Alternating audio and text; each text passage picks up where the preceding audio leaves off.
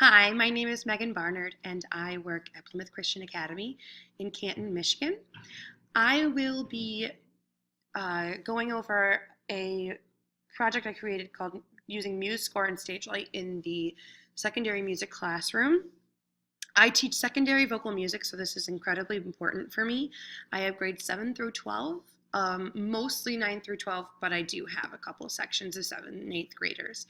So this has been actually piloted with my 7th and 8th graders so far because my high schoolers have been performing in MSVMA festivals, and so it's been an incredibly busy time for me. However, I did make sure I started using this to make sure that it was effective. My rationale for this assignment is music classrooms are required to teach a lot of material while also producing concerts. And even though every class has a lot of material, I mean, in reality, we have so much to get through in every subject. Not everybody puts on performances on top of all of that. So not only are my students required to learn a ton of really difficult musicianship skills and theories, but they also have to create really effective performances that they can engage an audience in, that they are successful in, that they have quality music. I work very hard to have high-level choirs who produce beautiful sounds. So for me, it's incredibly important that they're also really, really good musicians because you get better musicians when you have students who are you get better performers when you have students who are great musicians because they really understand the concepts that they're using. Because of this performance aspect of secondary music, teachers often run out of time in classrooms for notation and composition. It's not because anybody ignores it, it's just there's just so much to do. There's so much on our plates. So much like math or chemistry, this notation and this composition requires so much prior knowledge. Obviously, you're not going to put a kid who has no knowledge of Chem 1 components into Chem 2.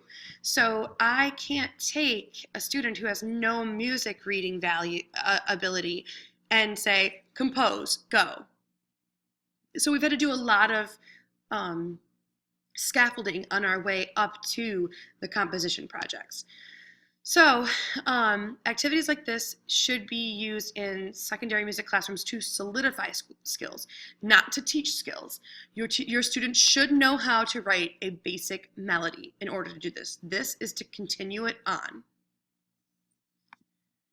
Now, the purpose of the lesson plans is to provide a step-by-step process for teaching MuseScore and StageLight to 7th through 12th grade students. That doesn't mean that you can't embellish. You can add things if you think necessary. The MuseScore application is used specifically because it is free. So any student in any district, regardless of financial situation, can afford it. StageLight is also free in the ways that you would use it for this project. There are versions of it that aren't free, but you only need the free one for this. So I'm going to just walk you through my lesson planning process briefly. I have put it already onto my wiki, so we'll be using my wiki. Lesson plan 1 is right here. And, oh, looks like we have to download it, which is fine. I just didn't know. Lesson plan 1 is all about MuseScore. And although it's one lesson plan, it's actually at least 3 to 5 days because the kids will need some time to get used to it.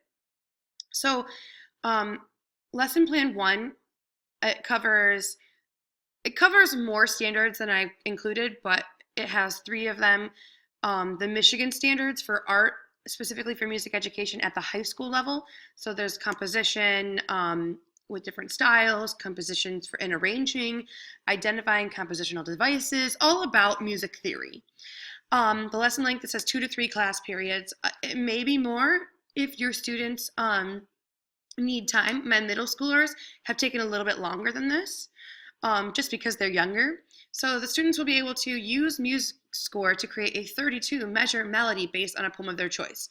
So essentially, they will pick out a poem of their choice, which I did not include in this lesson plan. That's just something that is a different lesson. I started it all out with that. This is the second lesson, I suppose.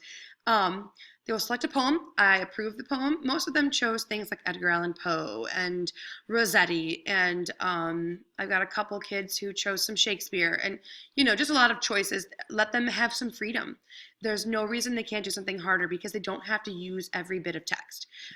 Compository license, as I like to call it, means they can use parts of the poem. Next, students will receive a handout packet with information regarding MuseScore. Now, the handout is just an embellishment because in reality, they don't need it. They can simply just use all of the stuff that I've already provided for them, which we'll go through shortly. So the teacher will walk through the packet with them, walk through the handbook if they need it. I let my kids kind of just explore the first day. It worked great. They downloaded MuseScore at home, so they already knew that they were getting it. Then they visit the handbook. They read through the sections regarding the following, and we go through all that, and I'll show that to you in one moment. Once they feel they have the basics, then they start composing their melody, which is a minimum of 32 measures. It can be more if they'd like. Once their melody has been created, proofed, and it looks good, they save their melody, they export it as MIDI, and then they print 2 copies, one for them, one for me. So let me just show you MuseScore briefly.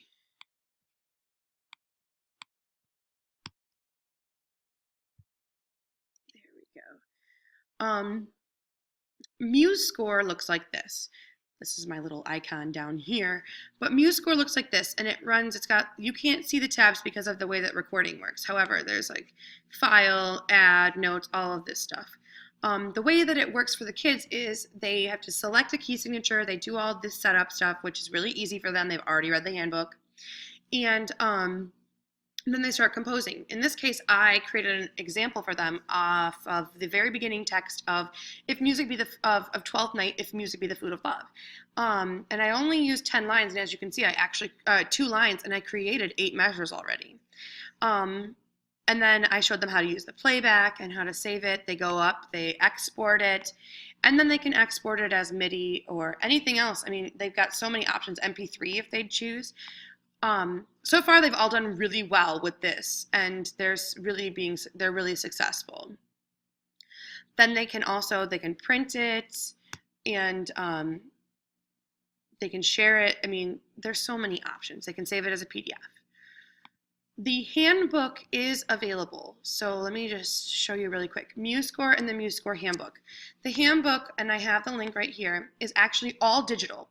And so they have all these different options. They can just go through and they can look at everything. And the kids have they've used this many times. They go back and they reference this. They don't have to ask me as many questions. I mean, I'm always welcome. They're always welcome to ask me questions. However, they have this resource and they use it a lot.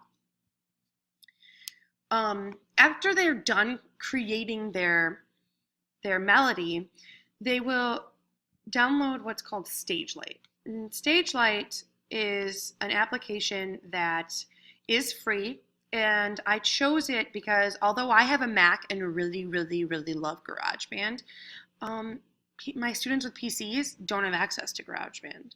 So I had them all download this StageLight. And there's lots of different options. It's really great. They can do it on iPads. They can do it on computers. They can do it on Surface Pros. There's a version of it for everyone, and it's very easy to use. So I had them download this. I had them take a look at the Quick Start Guide because they do have a Quick Start Guide. They read through the Quick Start 1 and 2. They also watched the videos. They all brought headphones so they could do that. And then they got started. Now, I did try to really emphasize what I wanted them to do, so I made them do one of the lessons as well, and they picked it. They said, how-to lessons. And then it walks them through all of the how-to lessons so that they can create an example. Ultimately, they end up putting their music into a file like this.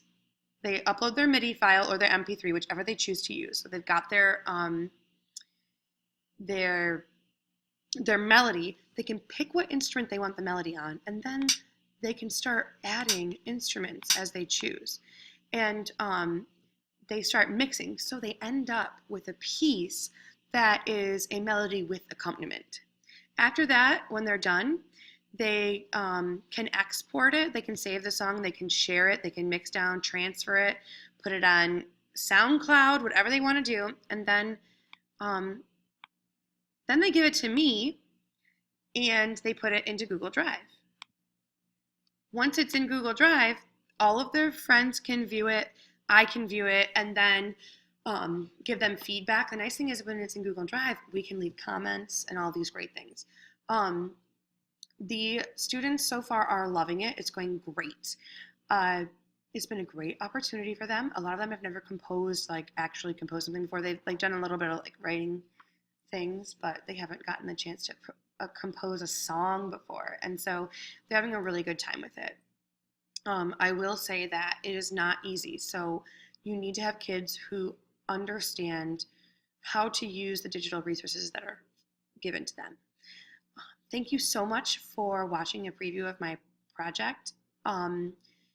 I would, if you're interested in knowing more, please let me know. I have even more resources than were included here because of using it in my own classroom. So thank you so much for your time, and I loved working with all of you. Thank you.